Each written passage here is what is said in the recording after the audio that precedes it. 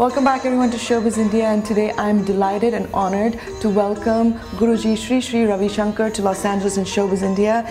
It is wonderful to see you. I've heard so much about you and your teachings and how much you've affected so many people in a positive way. So tell me, in your words, what is the definition of spirituality?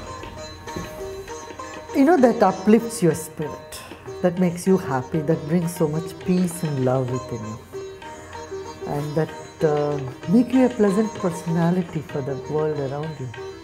That's spirituality. When you feel you are part of this whole creation, the creator, rather than seeing yourself as somebody, but seeing yourself in a greater and a bigger context.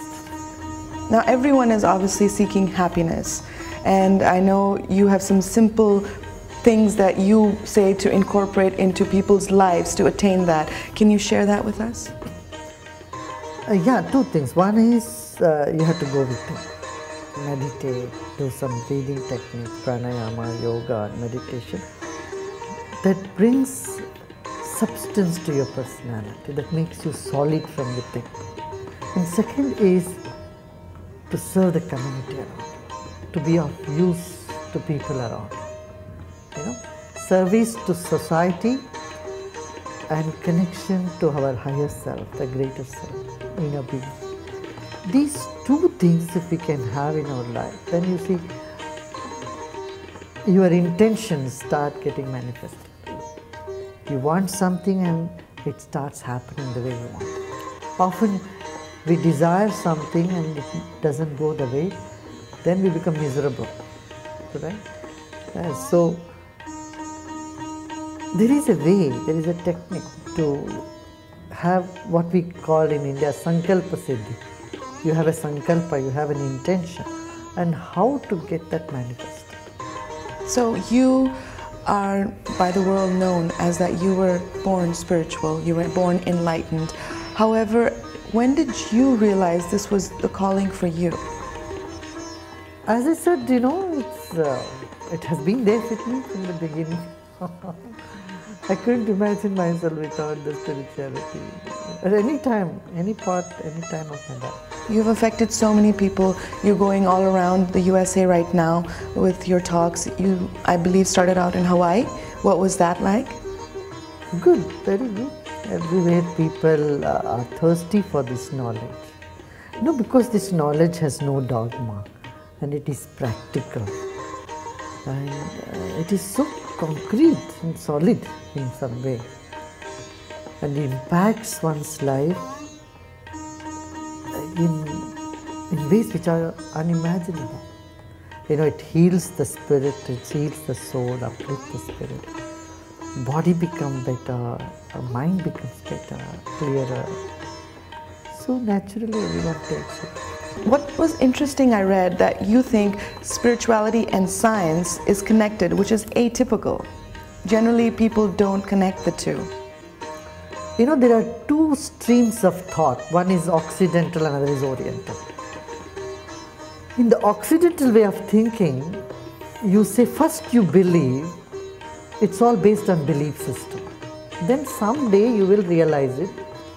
Through belief you come to know. Whereas in the Oriental system, we said first experience, know, and then you can form your belief system. This is the reason perhaps that science and spirituality never got into a conflict in the East, because their parameters are same. Science says, let me experience, then I will believe it. And the Oriental spirituality, Indian spirituality, says same thing. You first experience and then you can form your belief system. Not one scientist was ever executed or persecuted in the East, because they both worked on the same level. In fact, science was very much encouraged in the Indian scriptures. And you're talking about the Upanishads this next few days, and it's sold out. What is, you think, is the attraction there for people to come out like they do? People are intelligent.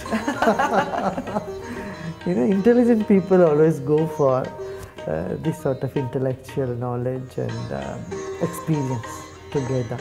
And Upanishads give both. One, it satisfies your intellect, and it gives a deep experience for your spirit, your soul.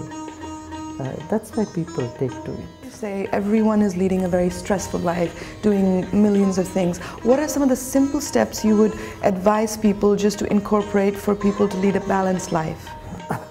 As I said, smile and solve. Do some pranayama and breathing exercises, techniques. Definitely learn Sudarshan Kriya whenever you find a teacher in your area. There are a number of teachers in the world who teach these exercises.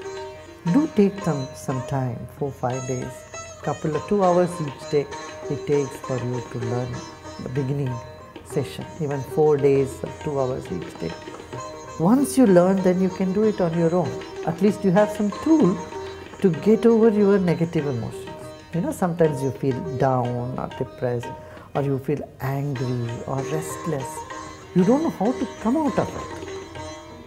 Other than popping in Prozac or other stuff, or you go and sit and watch a movie and you get, or go for a walk. But what is most important is to attend to yourself, give little time to yourself, learn meditation. If you know this, it will be very handy for you. This we must do. And then don't sit and think about yourself all the time. See what you can do to the world, to the people around you. And look at all those who are less fortunate. Then your participation in the larger cause of the world will bring you a lot of happiness. Yeah, very nicely said.